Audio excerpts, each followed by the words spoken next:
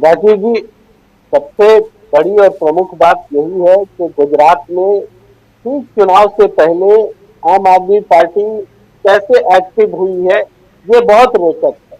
और ये जी। एक्टिव इस तरीके से हुई है कि दिल्ली में आम आदमी पार्टी के नेताओं पर ईडी का शिकंजा, सीबीआई का शिकंजा, तमाम चीजें होती हैं। और इसके बाद उनका गुजरात में आने जाने का कार्यक्रम भी होता है। अब गिरफ्तारी होगी, तब गिरफ्तारी होगी का माहौल भी रहता है। आम आदमी पार्टी खुद को शहीद के तौर पर पेश भी करती है कि हम शहीद होने जा रहे हैं। ये जो है, इसकी जरूरत क्यों पड़ी, ये क्यों हो रहा है?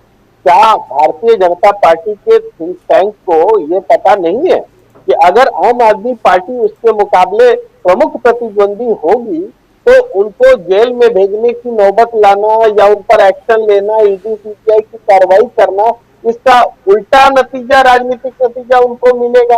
वो शहीद की स्थिति में आएंगे, उनको राजनीतिक फायदा मिलेगा। तो इसका मतलब क्या?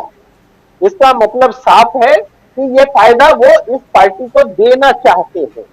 क्यों देना चाहते हैं? क्योंकि ये वो पार्टी नहीं है जिनसे बीजेपी को खतरा है, जो बीजेपी को हराने जा रही है। तब क्या मतलब है? तब है कि जो जिनसे खतरा है वो कांग्रेस है। और आप देखेंगे बीजेपी और कांग्रेस की सियासत को लंबे समय से गुजरात में, तो भारतीय जनता पार्टी की सीटें लगातार कम होती गई है और कांग्रेस की सीटें लगातार बढ़ती चली गई है। ये लगातार हुआ है। वो इस नई सदी में 20-22 साल से तो यही हो रहा है। तो इस परिप्रेक्ष्य में देखा जाए तो इस बार और कितों को मैं बताना जरूरी है, इसी बात को जी। समझने के लिए कि वहां मुख्य प्रतिद्वंदी कौन है। आप देखिए, देश में रोजगार मेला लगाया जा रहा है।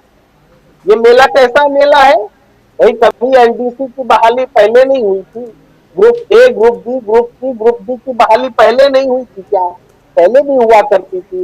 लेकिन नियुक्ति पत्र और मेला लगा करके प्रधानमंत्री कहीं बांटने का प्रोग्राम नहीं लिया करते थे, क्योंकि जनरल फेनोमेना माना जाता था। हर साल नियुक्ति होती थी। लेकिन पिछले कुछ सालों से नियुक्तियां एकदम रुकी हुई है, नहीं के बराबर हुई है। और अब इस बात जो हो रही है तो उसको मेला बता करके उपलब्धि बताई जा रही है। तो ये उपलब्धि किसकी है? ये उपलब्धि इन्हीं राजीव गांधी की है जिन्होंने लगातार रोजगार के मुद्दे नरेंद्र मोदी जी की सरकार को कटघरे में खड़ा किया है, सवाल पूछे हैं और आज उनको जवाब देना पड़। रोजगार मेला लगा रहे, 10 लाख रोजगार देने वाले। ये है गुजरात को अगर हम समझना है तो इस रूप से हमें देखना पड़ेगा कि जो सत्ता में लगातार 20 से ज्यादा सालों से है, उसकी बेचैनी, उसकी जरूरत कैसे है और क्या है। उसकी राजनीतिक जरूरत ये भी है कि धार्मिक मुद्दों पर वो देश में कुछ न कुछ बात विवाद पैदा करते रहे और वो मीडिया उसका साथ देता है। आज भी वो कुरान और धर्म युद्ध को लेकर के मीडिया खुला हुआ है, बहस कर रहा है। अरे मैं समझ में नहीं आती बात कि इस देश में अगर शिवराज पाटिल कुछ बोल देते हैं तो शिवराज पाटिल क्या अथॉरिटी है देश के?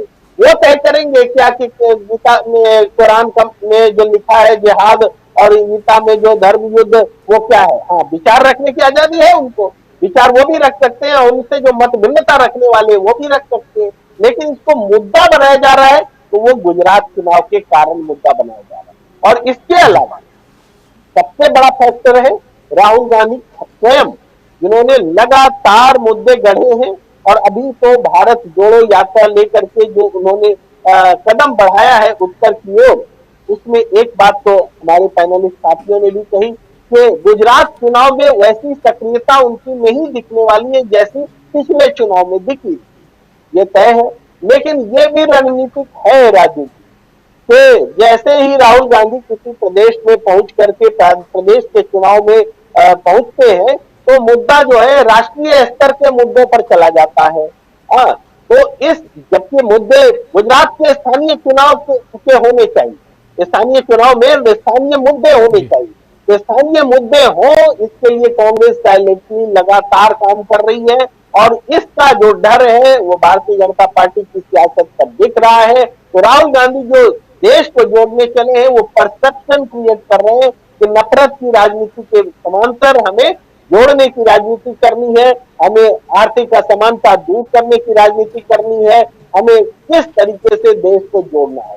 तो ये एक बड़ा कॉन्सेप्ट लेकर के वो चल रहे हैं। इससे वो अपनी पार्टी के मार्गदर्शक और थिंक टैंक के रूप में उभरे हैं। देश में भी वो एक ऐसा थिंक टैंक बनकर उभरे जिसका लोग आने वाले समय में जिसका अनुसरण किया करेंगे, राजनीति को वो प्रभावित कर रहे हैं। इस हिसाब से देखा जाए तो स्पष्ट हो जाता है कि गुजरात में या हिमाचल प्रदेश में बीजेपी को चुनौती और सही चुनौती कौन पार्टी दे रही है।